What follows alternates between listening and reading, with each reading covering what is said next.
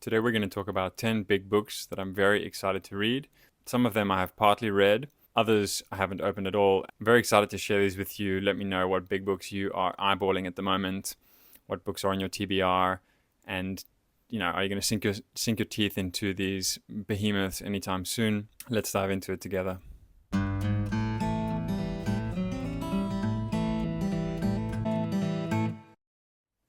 First up, we have got Joan Didion, the wonderful Joan Didion. And this is one of these gorgeous Library of America omnibus editions, very luxe, very stately and authoritative, a fantastic collection of books. I have a few of them and we've talked about some of them on the channel before. So the Library of America have actually done 3 volumes now of Joan Didion's prose writings. And the first one is the 1960s and 70s. So it includes her debut novel, Run River, Slouching Towards Bethlehem, Play It As It Lays, A Book of Common Prayer, and The White Album. So there are 1, 2, 3 novels and 2 books of reportage, journalism, cultural criticism, which is, I think, Didion at her best.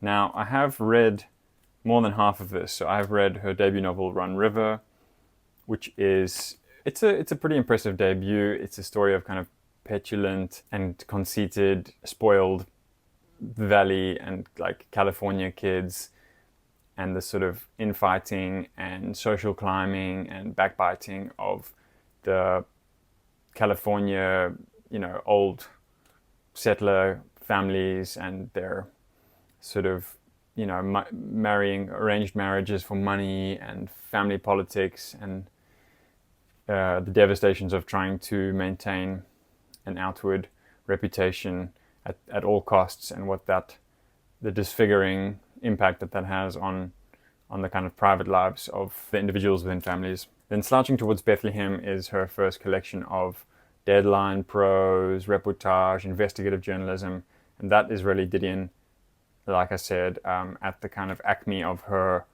particular set of skills, her kind of razor-sharp insight, and I think people felt at their ease with her. They probably didn't suspect, how extraordinarily intelligent she was and brave. So people opened up, and she, is very good at portraiture and scene setting, contextualizing, and also like sort of picking out the nodes of significance from events and patterning them, mapping them onto wider social and political movements, and she does that very well in Slouching Towards Bethlehem. Play It As It Lays is then her second novel. It's quite fast-paced and sort of filled with drama, and again, big egotistical, a bit like her first novel, big egotistical personalities. And then I still need to read A Book of Common Prayer and The White Album. It's been a while since I read Didion, and I'm looking forward to getting back into it. Next, we've got Samuel Beckett, The Complete Dramatic Works, in this Faber and Faber edition. And I have also read and reread also quite a lot of this. I can actually show you the contents page.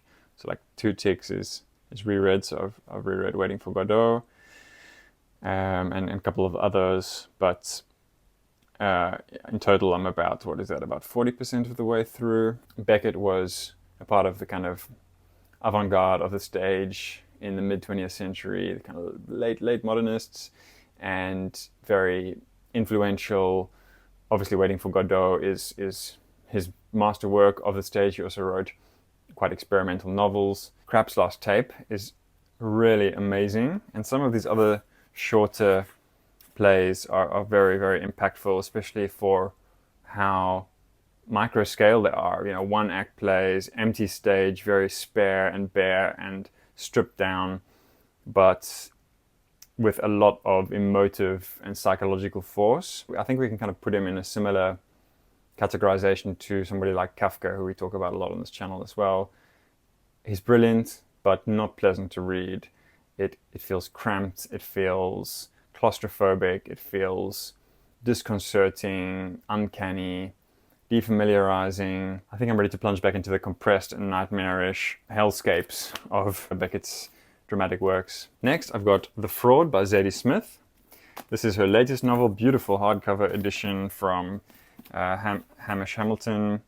Yeah, and this is a period novel. It's set in the Victorian time. Yeah, 1873 is the setting. One of the main characters, Mrs. Touchet, is a friend of Mr. Charles Dickens, it says here on the inside. So I haven't read this one, but it is based on real historical events. I'm a big fan of Zadie Smith's criticism and her cultural writings, but she obviously is first and foremost a fiction writer, and this is her latest offering. So I don't really have all that much of a clue of what it's about. It's another big chunky novel from her. Yeah, I'm curious. Let me know if you've read this or what you think, what you thought of it. Next, we've got Rosario Castellanos, The Book of Lamentations in Penguin Classics. She was a very prolific writer, a handful or at least a dozen poetry collections, a handful of non-fiction books, and several novels. And this is a novel of hers set in the highlands of the Mexican state of Chiapas. The novel weaves together dozens of lines, plot lines, perspectives, and characters. Yeah, very interesting. This one is translated and with an afterword by Esther Allen. Let me know if you are familiar with Rosario Castellanos' work. I'm excited for this one. Then we have got Vladimir Nabokov, Think, Write, and Speak. Now, I was so happy when I found this, and it was like slightly damaged, so I got it for a song. I think it paid like €4 or €5 for this, and it's a beautiful hardcover edition from Knopf. I'm a big fan of Nabokov. Yeah, I've read most of his fiction and some of his non-fiction. This is something a bit different in terms of the non-fiction. This is like really for the enthusiasts or the scholars of Nabokov, because this is basically all of the uncollected bits and pieces, uncollected essays, reviews, interviews, letters to editors. It's quite a miscellany, and including some very early stuff. So I have read the first couple of, I read the introduction by Brian Boyd, who also translated it, I think. Brian Boyd is a major Brian Boyd is a major Nabokov scholar. I think he's done translations and critical writings, scholarly work. And yeah, I read the first couple of pieces, which are essays from 1921, both of them. One on life at Cambridge as a student, where he went with his brother just around the time that their father was assassinated, after the Russian Revolution of 1917, when the Nabokov family, who were aristocratic, fled Russia. So it was a strange time for him to be in Cambridge, the tumult of fleeing his homeland, losing all of their, enormous wealth. Perhaps, there's less sympathy for, an aristocrat losing his estates and his, indentured labor and all of that. But nonetheless, Vladimir Nabokov himself was just a teen when they fled, and then he went to Cambridge and wrote very beautiful lyrical short essay about that. Now, the early stuff is in Russian, and then the later stuff is are a lot of interviews. So, interview for Ivy Magazine, interview for Sports Illustrated, interview for the Los Angeles Mirror News, Washington Post. So you can see that he starts off, writing pieces for small newspapers and magazines, and then once he makes really global fame with Lolita, or mid-1950s, you see that he then is very sought after, and he was very generous. He wanted to give people the time of day, and I think he invested a lot in being like authentic and open in a lot of interviews. But when he really became like a global icon and a controversial figure, obviously through the nature of that book, Lolita, I think people took advantage of his generosity, giving time and attention. And I think you see the later interviews, according to Boyd in the introduction, the later interviews, he tends to be a bit more cagey and a bit more reserved. But yeah, always trying to give the time of day. He was not like a massive egotist, at least not towards other people. He was a big snob. He was a literary snob, absolutely. I'm really excited to climb into the rest of this, because Nabokov is a genius, and his nonfiction writings, I think, reveal, aspects of his craft and his own reading. To borrow from that old windbag, Harold Bloom, the anxiety of influence and the writers that shaped him. So yeah, super cool. Very excited about that. Next, we've got another chunker over here. We've got the Penguin Classics Deluxe Edition omnibus of Edith Wharton, 3 novels of New York: The House of Mirth, The Custom of the Country, and The Age of Innocence. Now, I have read one of these 3. I've read The Age of Innocence, and that is it's a really tender, moving, evocative novel, and I think it's a really good example of drawing sympathy, readerly sympathy, from quite unsympathetic characters, or characters that are really cast in a negative light. Again, interesting if we see a little relation here with Didion's debut novel, Run River. Spoiled kids sort of bickering with interfamily rivalry and intergenerational tensions. It's really the elite of New York at the turn of the century, end of the 19th century. And yeah, it's hard to sympathize sometimes with characters that are, petulant and capricious and, are weighted on hand and foot. But I think what is so powerful about this novel, without giving anything away, is that the final section of this novel is a leap forward in time that casts the whole story retrospectively into a new light and is really poignant, very effective, and for me saved it from being like a well-written but sort of unappetizing novel in a way to really a deep pathos at the end of it. And I think that was superbly well executed. So I have not yet read The House of Mirth or The Custom of the Country, so let me know if you have read these. It's got an introduction by Jonathan Franzen, but I don't want to read the introduction because, he's probably going to give away details of the plot. So yeah, very excited about that one. Got another omnibus here. I've got the complete short novels of Anton Chekhov. Now, Chekhov is my second or third favorite Russian writer after Tolstoy and Dostoevsky.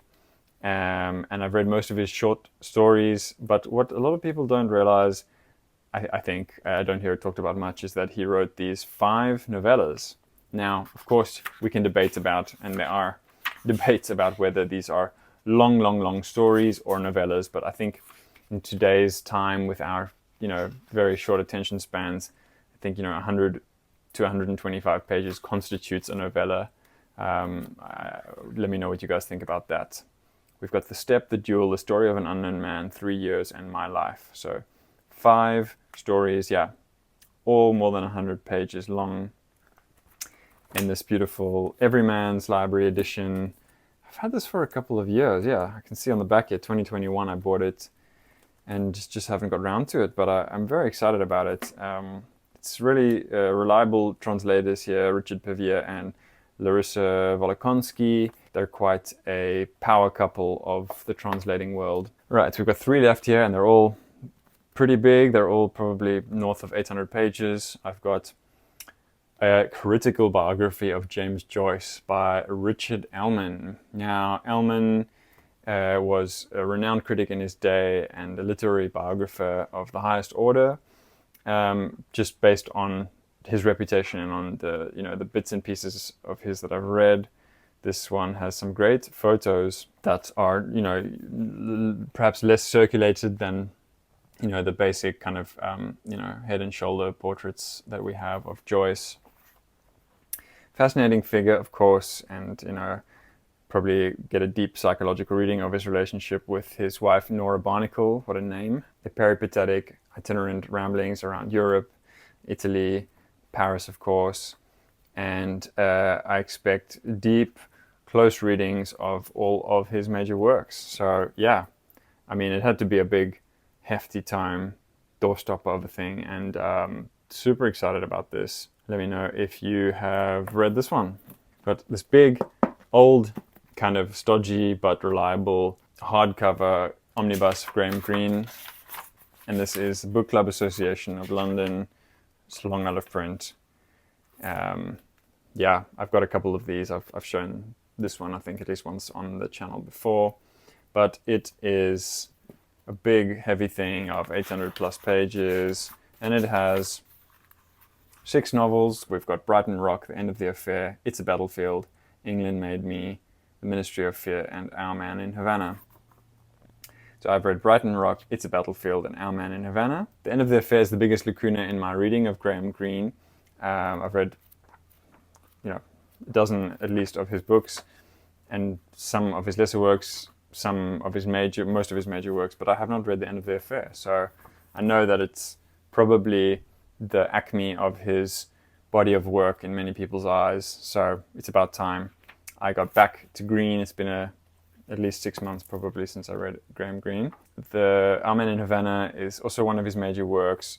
I was a little bit disappointed by it, and Our Man in Havana is generally considered to be a comic novel, but I didn't find it all that funny. I think, the characters are quite cynical, and the story, just felt a bit rootless, a lot of Greene characters are dissipated, and the story felt a bit dissipated to me. Brighton Rock, I think Greene actually wrote an informal apology to the people of Brighton, because Brighton is actually quite a cool, quirky, vibrant town, and Brighton Rock is such a depressing, gloomy, mean-spirited book, and the atmosphere of the town is quite bare and cold and sort of angular. But looking forward to especially to The End of the Affair. And then we will end off with Paul Auster Collected Screenplays, a nice hardcover edition from Faber and Faber. Now, I'm not actually the biggest Paul Auster fan. I've read quite a few of his novels and several of his memoirs. Paul Auster can be quite dazzling when you first encounter him, but then if you read several of his novels, you're like, it's formulaic. He's got this kind of surfacey surrealism and serendipity and coincidence and these kind of symbolic, edgy motifs and sort of existential aspects of his novels, but they start to feel a bit pretentious. These very deep and sort of wounded characters who are sort of ruminating on how creative and misunderstood they are. That's a little bit, maybe being a bit harsh. I do really like Moon Palace, although that absolutely fits the bill of what I've just described. And these characters, young, disaffected, wearing all black, not leaving the house until he's read Ezra Pound's cantos cover to cover, and that kind of thing. It's been quite a few years since I read Auster, and he not only wrote memoirs and poems and novels, but he also wrote 4 screenplays. And here they are: Smoke, Blue in the Face, Lulu on the Bridge, The Inner Life of Martin Frost. Is it sacrilegious to read the screenplays before actually seeing the films? Let me know what you guys think about that and about Auster in general. And we'll leave it there. Thank you very much for watching. Please do let me know what big doorsteppers have whet your appetite and are tantalizing and are just about tripping over themselves to leap off the shelf and cascade down into your hands and demand to be read. I would love to hear from you guys about that. Thank you so much for watching, and see you all soon.